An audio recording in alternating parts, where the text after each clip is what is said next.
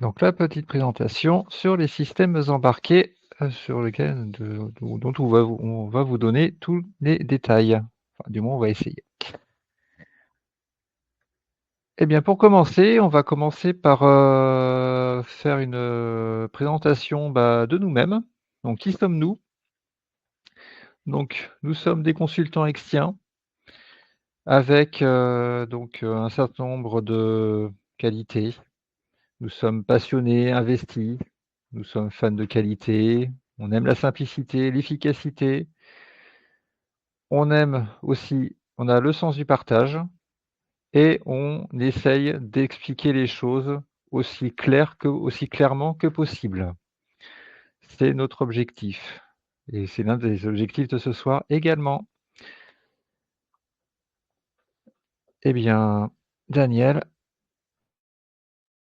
Et donc là, nous allons présenter brièvement le sujet. Ça sera un petit sommaire qui nous permettra d'aborder, grâce à cette présentation, à une définition de ce qu'est l'embarqué.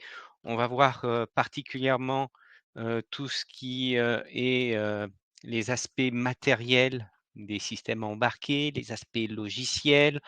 On va parler de différentes utilisations et des contextes liés au système embarqué. On abordera également les systèmes d'exploitation et leurs différences vis-à-vis aux systèmes plus conventionnels auxquels on est peut-être habitué. On parlera d'exemples concrets et également d'optimisation.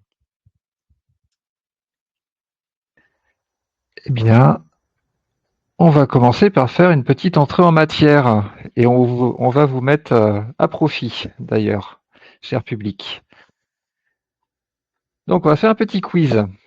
On va vous présenter des objets et vous allez nous dire si oui ou non vous pensez que ce sont des systèmes embarqués. Allez, on va commencer par le premier. Donc, un premier objet qui est un bip d'ouverture de portail ou de garage. Est-ce que vous pensez que c'est un système embarqué? 2 oui. Qui dit mieux? 3 oui. OK. 4 oui. 5 oui. Très bien. Eh ben, vous avez tous raison. C'est un système embarqué. On verra plus tard pourquoi. Deuxième objet, notre télécommande de télévision. Est-ce que c'est un système embarqué? Oui ou non?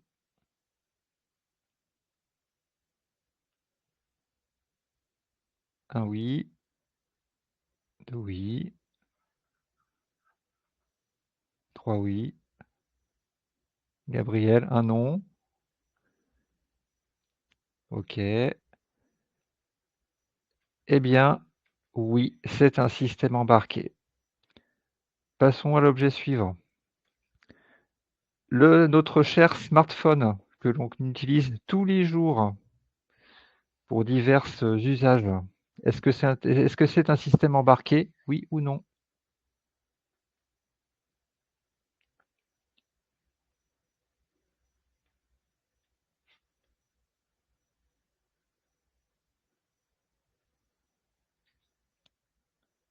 OK.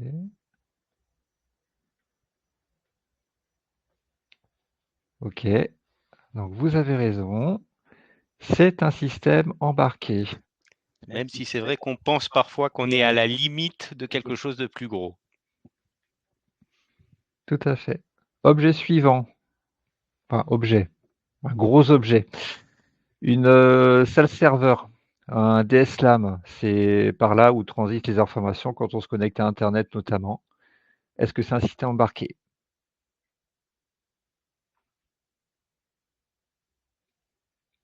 OK. 3 non. Qui dit mieux? OK.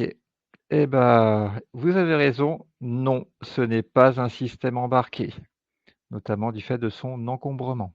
On y reviendra plus tard. Ensuite, cinquième objet, notre chère télévision connectée, 4K ou pas. Est-ce que c'est un système embarqué, à votre avis?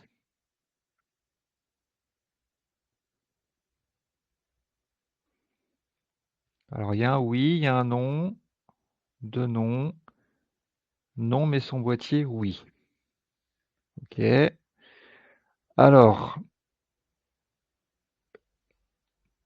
c'est un système embarqué. On verra après, on verra plus tard pourquoi c'est considéré comme système embarqué. Objet suivant, notre chère carte bancaire. Qu'est-ce que vous en pensez?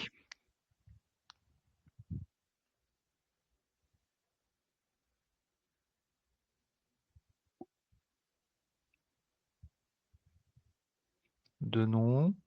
Qui dit mieux?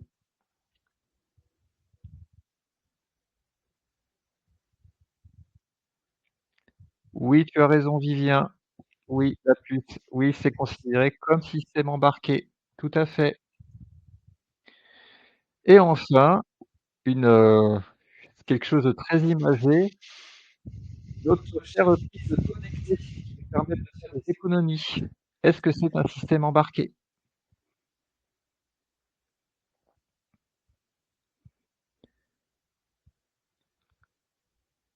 Rien, oui. Qui dit mieux?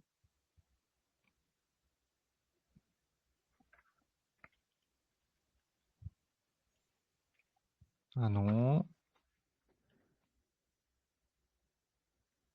Alors ça, il y a eu 50-50. Alors oui, la prise connectée, c'est considéré comme système embarqué.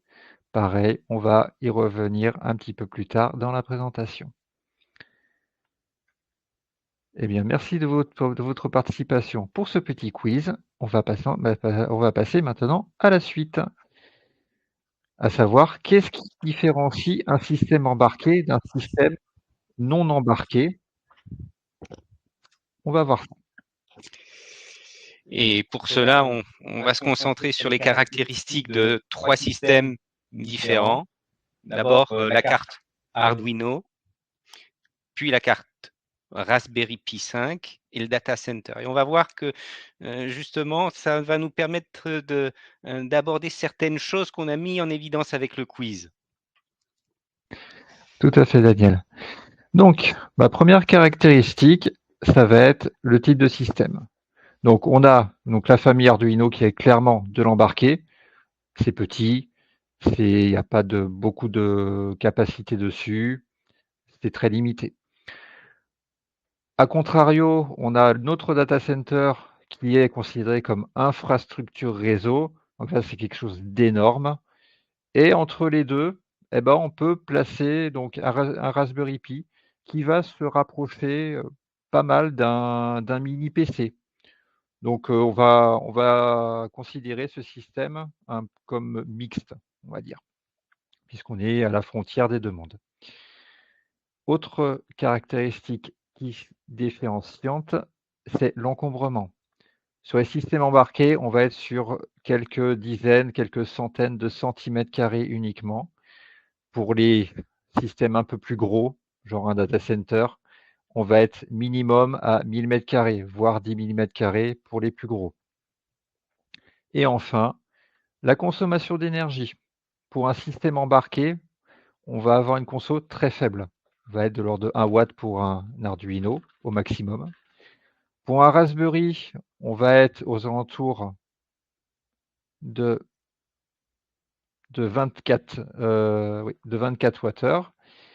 Et enfin, sur le data center, on va être supérieur à plusieurs mégawattheures par mètre carré, ce qui est assez énorme. Passons à la suite maintenant. Les caractéristiques environnementales. Et là, Daniel. Oui, en effet, l'usage du système embarqué dépendra beaucoup de du milieu dans lequel il est utilisé. Par exemple, on va utiliser, des composants qui vont résister à la chaleur pour ceux qui sont embarqués dans un camion pompier, on imagine certains capteurs, certains systèmes pour déployer la grande échelle. Ben, tout cela, ben, ça nécessite des commandes et des contrôleurs qui vont devoir résister à la chaleur du feu. Un autre environnement qui est aussi très particulier pour les systèmes embarqués, c'est les conditions d'humidité. Donc dans ce cas-là, on va faire en sorte d'utiliser des éléments hermétiques qui vont isoler le système de tout ce qui est humidité et qui vont permettre de résister et de fonctionner dans de telles conditions. On l'a déjà mentionné plusieurs fois, un système embarqué, c'est utile dans des volumes très réduits. On arrive à des niveaux de miniaturisation qui nous permettent, par exemple, d'avoir des montres connectées et celles-ci sont des systèmes embarqués qu'on peut porter sur nous tous les jours. Quand on parle de système embarqué, on a aussi la notion de temps réel, c'est-à-dire que, nos appareils embarqués vont être amenés à réagir le plus rapidement possible, ce qui peut être parfois, les différencier, d'un PC ou d'un serveur qui va faire des traitements plus longs. Si on prend, une tondeuse, connectée ou un aspirateur robot, ils doivent réagir dans l'instant face à des obstacles et ça passe par justement une conception temps réel. Dans l'ère du temps également, on parle d'un autre type de système embarqué qui sont les objets connectés de l'internet des objets. Ça va être, des systèmes embarqués très simples qui vont être dédiés à remonter de l'information, donc très simples mais très communicants et ça amène un réseau de systèmes communiquant, l'internet des objets. Enfin, une des caractéristiques très particulières des systèmes embarqués, illustrée par, la sonde voyageur, c'est d'être autonome. Il y a quelques mois, un des appareils de communication de la sonde voyageur a rencontré des soucis. On imagine bien, on ne pouvait pas envoyer un astronaute hors du système solaire pour aller réparer la sonde. C'est grâce à un système de communication secondaire que le système de communication principal a pu être rétabli, et ce, il y a quelques jours. Donc on voit ces contraintes environnementales, la chaleur, l'humidité, avoir un système très compact, une réactivité accrue, beaucoup de communication et surtout être autonome sont des caractéristiques des systèmes embarqués. Ok, merci Daniel pour ces éclaircissements. Maintenant, on va passer justement sur des aspects hardware. Comment c'est fait un système embarqué? Qu'est-ce que ça comporte à l'intérieur? Eh bien là, donc d'un point de vue hardware, là on va revenir à 2 familles principales. Donc on va avoir notre famille embarquée, donc Arduino, les puces, nos télécommandes et tout ce qui est le reste, les systèmes conventionnels, donc Raspberry, les data centers, nos PC, qu'on utilise tous les jours pour aller travailler, et cetera. Eh bien, première caractéristique, c'est la mémoire vive, la RAM qui est utilisée. Sur du système embarqué, on va être sur de la petite RAM de type SRAM, la LPDDR, de la low power, donc il y a une notion de consommation d'énergie et en général, bah, ça va pas très, très vite. On est de l'ordre de 200 MHz, 400 MHz au maximum. Sur les systèmes conventionnels, eh bien, on va être sur de la DDR3, 4, voire 5 qui va pédaler à plus de 3 GHz. Donc on n'est pas du tout sur le même genre de techno. Deuxième caractéristique, c'est la taille de cette mémoire vive. Sur les systèmes conventionnels, on va être à plusieurs gigas, voire plusieurs centaines de gigabytes de mémoire. On peut retrouver ça sur des serveurs de virtualisation qui classiquement ont minimum 256 gigas de RAM. Sur les systèmes embarqués, on est très loin de ça, on est inférieur à 1 mégabyte de RAM en général. Autre caractéristique, le stockage. Sur des systèmes conventionnels, on va être sur du SSD, du HDD, on est sur de la techno disque dur. Sur les systèmes embarqués, on va être plutôt sur des technos puces du type flash, EEPROM, pour stocker l'information. En termes de taille également, on est aux antipodes. Sur les systèmes conventionnels, on est entre quelques gigas, voire plusieurs téras de stockage possible. Sur de l'embarqué, on va être en général à peu près à 4 mégabytes de stockage maximum, ce qui est pas du tout pareil. Ensuite, au niveau communication, alors système conventionnel, on va retrouver tous les protocoles, tous les ports de communication que vous connaissez. C'est l'USB, c'est l'Ethernet, le Wi-Fi, le Bluetooth, truc classique. En embarqué, on va être beaucoup plus bas niveau. On va retrouver bien sûr l'USB, le Bluetooth aussi, c'est l'aspect communicant de l'IoT. Mais on va retrouver aussi tout ce qui est RS232, les liaisons série, les bus SPI, c'est des bus série à 4 fils, des bus I2C, c'est des bus à 2 fils série. On va retrouver des CAN bus qu'on retrouve également dans les véhicules et ailleurs. Et on a des technos du type Modbus, etc. Il y a énormément de bus de communication qu'on va retrouver dans l'embarqué. D'un point de vue affichage, eh bien pareil, au niveau système conventionnel, on va être sur du VGA, du HDMI, du DisplayPort, ce qu'on utilise tous les jours. Au niveau affichage, on a ça va être du 7 segments, des petits écrans LCD, des petits écrans OLED, des écrans TFT de taille modeste.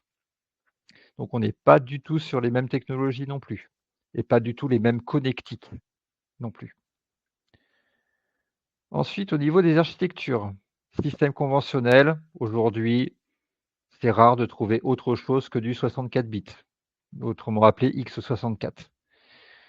En embarqué, on a beaucoup plus de choix. On a du 8 bits, du 16 bits, du 32, du 64. On peut être sur du ARM, du RISC, etc. La liste est non exhaustive. D'un point de vue BIOS, donc si c'est à démarrer l'appareil, sur un système conventionnel, on va avoir un BIOS qui est accessible facilement avec la touche F1 ou échappe au démarrage du PC, et on va pouvoir le configurer à volonté, à la volée. Et ben sur l'embarqué, c'est pas du tout pareil. Au mieux, on va avoir un bootloader qui va être vraiment très minimaliste, avec moyen de configurer le système à distance, voire même aucune possibilité de configurer le système. Tout va dépendre de l'implémentation qui est faite. Donc voilà, on peut voir là déjà sur ces slides qu'on est dans 2 mondes qui sont complètement différents. C'est un aspect et on va voir la suite juste après. Un autre aspect différenciant, ce sont les systèmes d'exploitation, et on va voir qu'au niveau des systèmes conventionnels, on est habitué maintenant à certaines marques. Par exemple, il y a, Windows Server qui est, assez connu avec son grand concurrent au niveau des serveurs qui est, la base Unix. Pour ce qui est de l'utilisation personnelle, on est aussi, habitué à utiliser, macOS, et depuis quelques années également le système d'exploitation, Android avec, les Chromebooks et les Chrome PC. Pour ce qui est des systèmes, d'exploitation embarqués, là, le choix est plus réduit. On a, FreeRTOS qui est un système d'exploitation dédié au temps réel, mais bien souvent, ce qu'on va voir, c'est un microprogramme sans système d'exploitation, ce qu'on appelle dans ce cas-là le bare metal. OK. Et bien maintenant, passons sur l'aspect applicatif et l'aspect surtout compilation et code source. Donc, comme on l'a dit, un système, quel que soit le système, il a besoin, et là le terme est bien choisi, d'un logiciel d'exploitation. Donc, on a toujours notre monde embarqué, système conventionnel. Première chose, la dénomination. En embarqué, on parle plus de firmware. Dans un système conventionnel, on va plus parler de d'OS, donc Operating System, donc système d'exploitation en version française. On va avoir différentes possibilités de portabilité hardware. En embarqué, en général, on fait notre firmware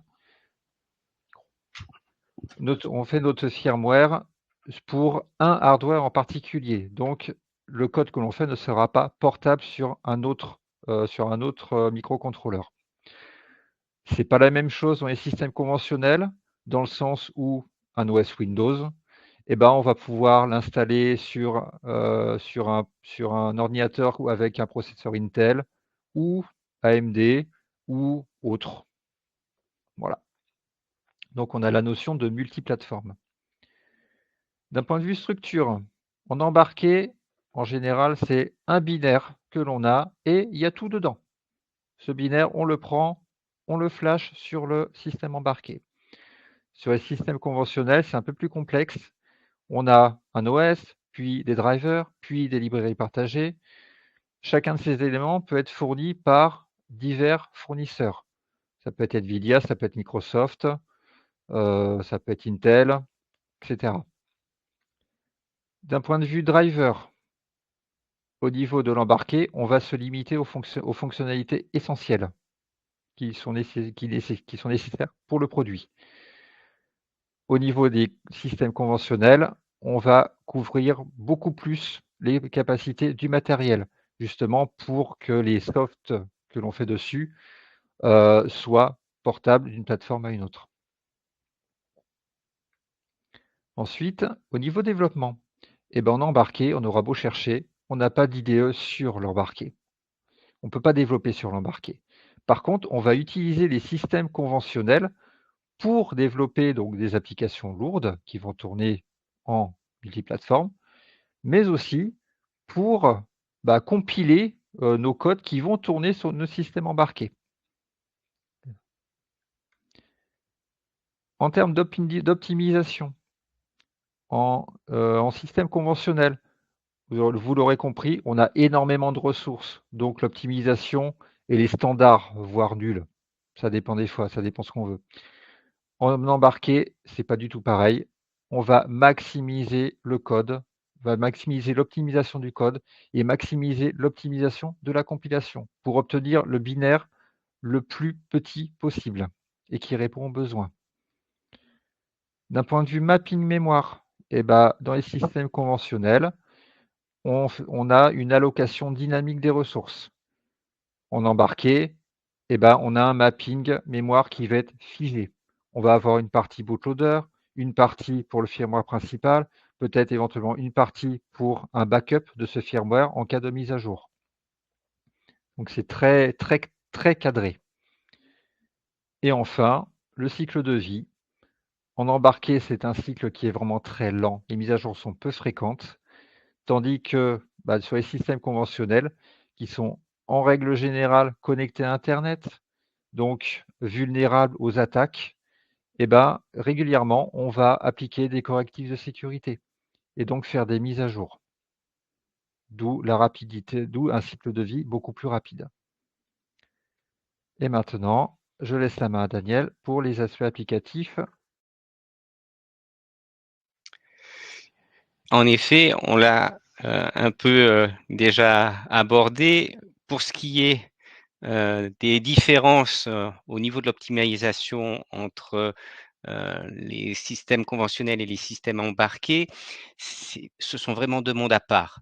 Si on parle de la volumétrie du logiciel d'exploitation, un firmware sur un système embarqué, ça va bien souvent peser moins de 4 mégaoctets. Quand on parle d'un système d'exploitation sur un PC ou sur un serveur, on parle de plusieurs gigas, quelque chose de complètement différent. Une autre différence, c'est la gestion de la mémoire. On l'a déjà un petit peu mentionné, mais en embarqué, comme chaque octet compte, on va avoir une gestion très rigoureuse de la mémoire. On l'a dit, en plus, on a même un mapping mémoire, c'est-à-dire des zones mémoire qui sont dédiées à telle ou telle utilisation pour la machine. Pour ce qui est du système conventionnel, ce n'est pas le cas. On délègue au système d'exploitation ou à une machine virtuelle, dans le cadre du Java, le fait de gérer la mémoire. Donc, c'est complètement différent dans la manière d'aborder et de développer les applications.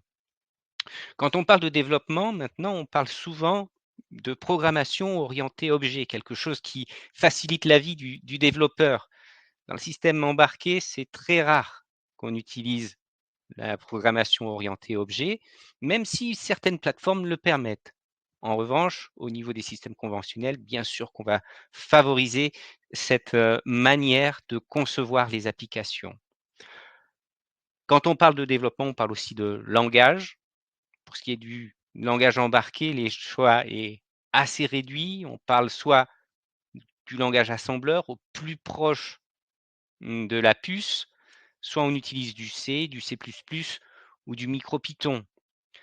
Au contraire, avec les systèmes conventionnels, on a un large choix avec le .NET, le C++, le C#, le Java, le Python, Go, Rust, le Visual Basic, et on invente encore de nouveaux langages de programmation.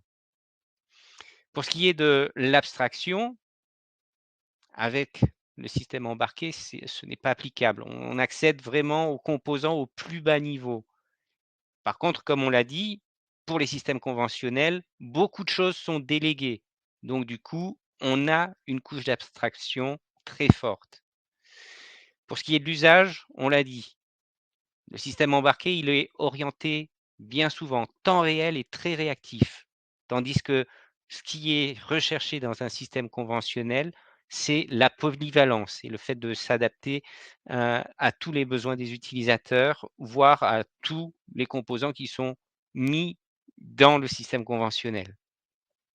Enfin, pour ce qui est de l'évolutivité, c'est très rare qu'on change le matériel d'un système embarqué. Ou bien souvent, si on change de matériel, ça implique de changer le logiciel.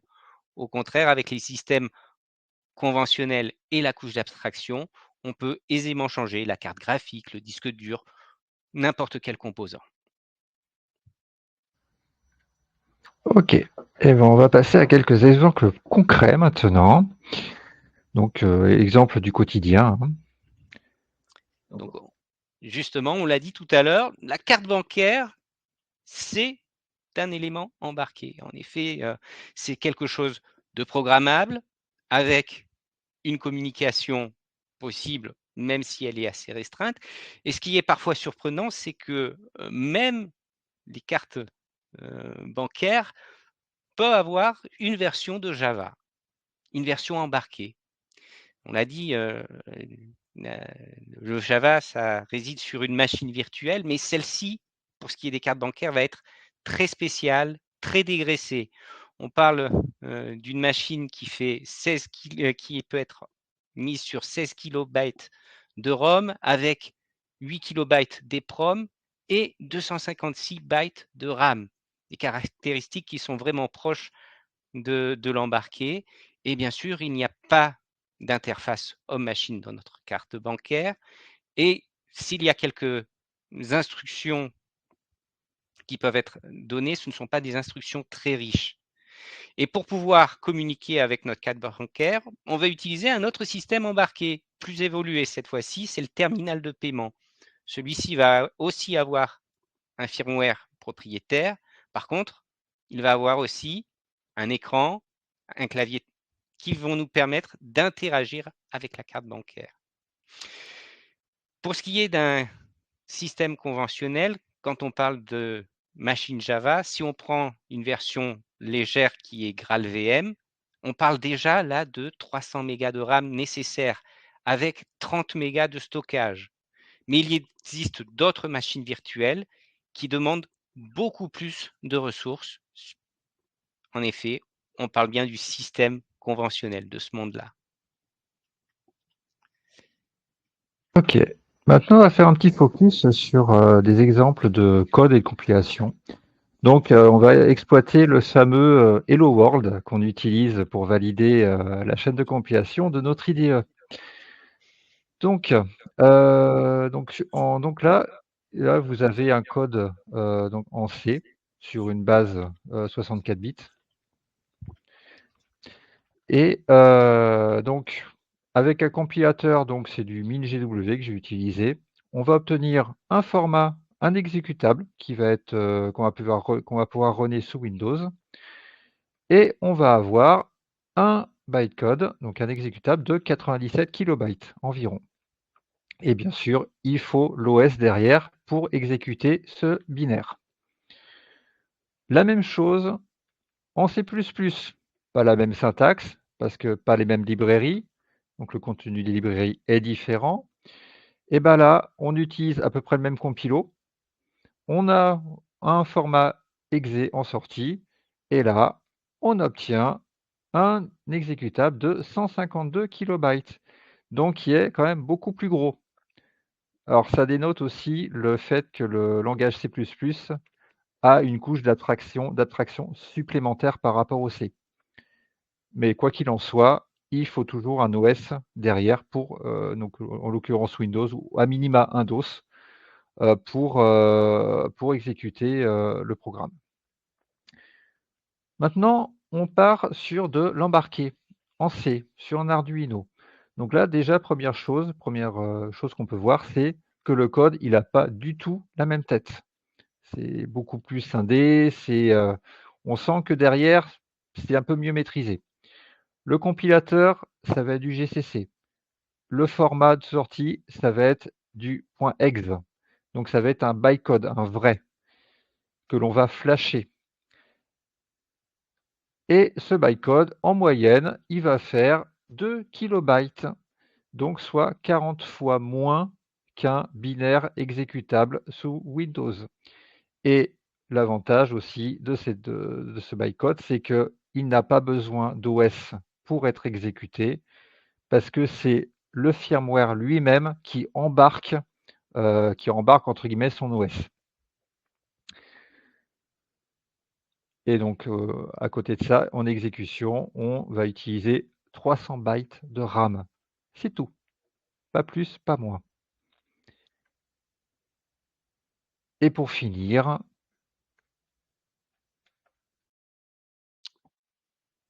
Parlons des PC et on le représente très bien avec un microprocesseur et on va parler particulièrement d'une caractéristique d'un PC, c'est qu'on l'a dit, un PC c'est plusieurs composants, mais chaque composant embarque, et le mot est bien choisi, un contrôleur de communication qui va communiquer avec le processeur. C'est-à-dire qu'on va se retrouver avec un microcontrôleur vidéo, un microcontrôleur Ethernet, un microcontrôleur dédié à l'audio, pareil pour le clavier, la souris, etc., etc. Chaque élément du PC, en réalité, embarque un microcontrôleur qui embarque un firmware. Donc, on peut dire un PC, c'est l'agglomérat de plusieurs systèmes embarqués. et enfin, un PC, il démarre grâce à quoi? Grâce à son BIOS. Et le BIOS, c'est quoi? C'est le microprogramme qui permet, qui est exécuté au lancement, par le microprocesseur au lancement du PC, pour tout initialiser. Donc, le BIOS, en fait, c'est le firmware des premiers instants. Voilà. Donc, en fait, ce qu'on peut dire aujourd'hui, c'est que tout ce qu'on utilise aujourd'hui, les PC, les serveurs qu'on peut adresser, et ben, en fait, c'est tout des systèmes embarqués qui sont agglomérés. Chaque système embarqué, en fait, a son usage spécifique, a son architecture spécifique, son moyen de communication spécifique. Et c'est cet ensemble de systèmes embarqués qui va en fait permettre qui va permettre d'obtenir des systèmes complexes que l'on connaît aujourd'hui et que l'on utilise tous les jours.